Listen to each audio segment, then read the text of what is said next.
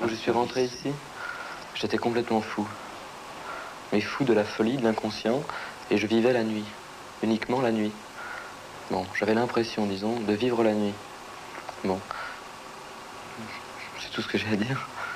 Je sais pas du tout. Savoir que je suis pris par un film, ça m'ennuie beaucoup. Parce que si c'est pour me le remontrer ensuite, je serais très mécontent de moi, une fois de plus.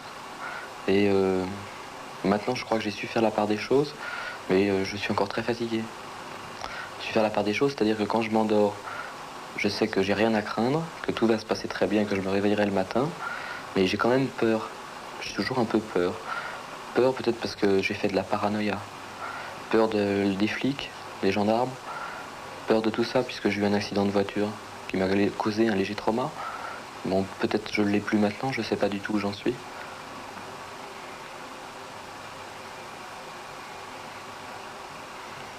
Mais je ne sais pas du tout où j'en suis, donc j'ai rien d'autre à dire. Il faudrait que vous me posiez des questions pour approcher mon problème. Bon, alors parce que je ne sais pas en quoi il a consisté exactement. Je ne sais pas si j'ai joué le con en jouant les docteurs et en m'amusant, ou bien si au contraire, ou si au contraire je suis tout à fait normal. Je ne sais pas du tout. Je ne sais pas encore faire la part des choses entre mon inconscient et mon conscient. Je sens que je deviens très conscient de tout ce qui se passe, mais j'en suis pas encore persuadé et j'ai toujours envie de baratiner, de parler 10 fois trop pour pour un tout petit problème. Ça fait quand même depuis l'accident exactement, je ne savais plus où j'en étais.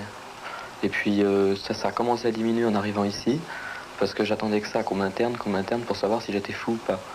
Parce que j'ai les lèvres abîmées, à l'intérieur, de chaque côté, on me les a pas soignées.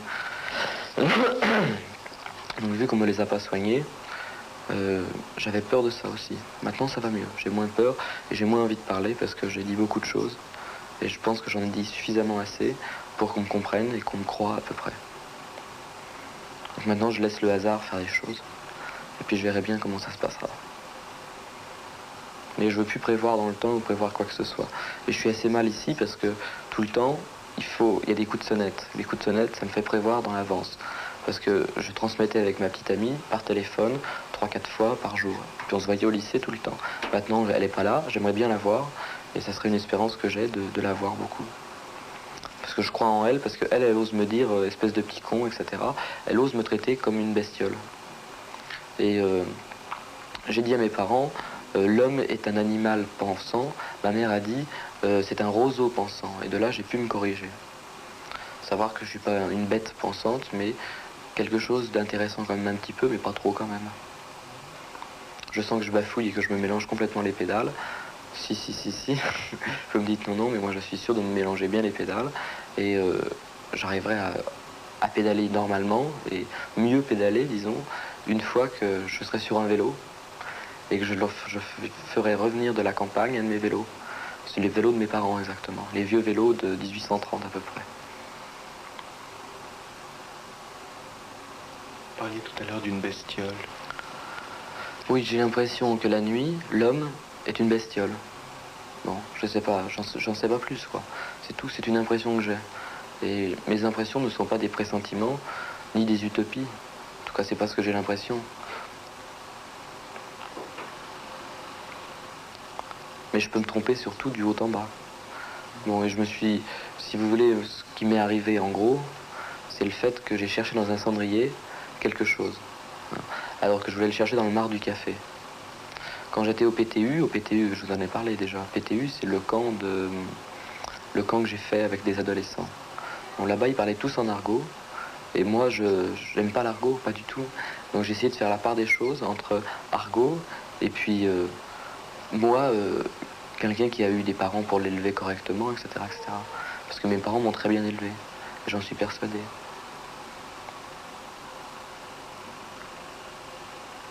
Votre accident date de quand? Je sais que c'était un vendredi et que j'aimerais ressortir d'ici un vendredi. Non pas un jeudi comme je l'ai fait comprendre. Bon, maintenant il y a de la sueur qui me coule sous les bras, sueur froide. Bon, je sais que c'est normal. Et ça m'inquiète pas du tout non plus. À un certain moment, ça vous aurait inquiété? Oui, la nuit, quand je ne dormais plus, là ça m'inquiétait. J'avais l'impression de mourir chaque nuit. Mais maintenant, j'ai moins cette impression. Les piqûres, d'abord, on fait un traitement de choc, donc ça va beaucoup mieux grâce aux piqûres. On est passé aux gouttes, et j'espère, si possible, de diminuer les doses. Et moi, je passerai de 1 à 2 cigarettes par jour à 6 cigarettes par jour, maximum. Parce que je pense que c'est à peu près entre 5 et 7. C'est ce qu'on doit pouvoir fumer par jour sans avoir des troubles dans le cerveau. Au contraire, la cigarette, pour moi, c'est un peu une purge. Plutôt, excusez-moi, le hashish est une purge. Et de temps en temps, il faut en prendre pour se purger soi-même, sortir, vider tout son sac. Et puis, disons, ouvrir le couvercle de la poubelle, vider toute la poubelle et puis mettre une petite fleur au-dessus. Puis une fois qu'il y a la petite fleur au-dessus, on remplit la poubelle tout doucement avec de nouveaux éléments. Mais mon cerveau n'est pas une poubelle le jour, donc c'est un peu difficile de le dire maintenant. Parce que si je voulais bien faire, il faudrait que je parle la nuit et que je me taise le jour. C'est ce que je vais essayer de faire d'ailleurs, pour essayer de regrouper tous mes éléments et sans problème.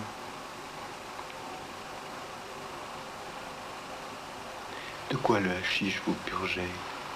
Ah non, j'ai pas dit qu'il me purgeait, j'ai dit que pour moi il avait été une purge. Quand j'en ai pris plus, ça a été une purge.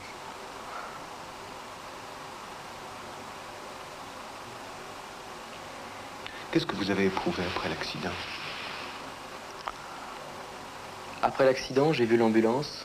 J'étais dans un petit camion Volkswagen ambulance et il est descendu à peu près normalement jusqu'à Saint-Jean-de-Maurienne. Hein. Et là-bas, ça allait très bien. Je rigolais avec, on s'amusait plutôt, excusez-moi, avec, avec les 2 autres types à qui il y a eu l'accident. C'était 2 moniteurs. J'étais très camarade avec eux et j'avais vraiment l'impression d'être moniteur aussi au camp. Parce que tous les autres, comme je vous l'ai dit tout à l'heure, étaient pas toxicomanes, non, mais les autres étaient trop, je sais pas, un peu jeunes si vous voulez, pour discuter avec moi. Ils parlaient tout le temps de sexe, etc. et ça m'intéresse pas beaucoup.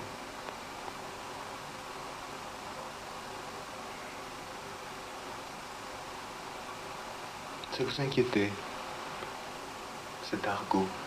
Oui, l'argot m'inquiétait beaucoup, parce que mes parents m'ont interdit de parler en argot. Donc chez moi, je me retiens tout le temps de ne pas parler argot. Et puis, plus j'étais toxicomane, plus je fumais du hashish et plus je parlais en argot. Donc j'ai voulu m'arrêter complètement de parler argot.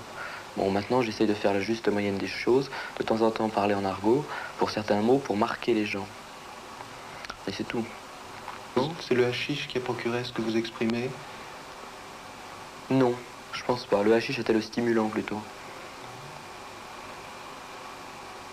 Mais je sais que je continue à me prendre beaucoup au sérieux, mais je peux pas faire autrement parce que j'ai l'impression de dire des choses vraies, qui existent et qui doivent être sues. Et en même temps, je veux pas du tout que ça soit ébruité, parce que ça me gênerait beaucoup et j'en aurais assez honte. Honte. Oui, honte.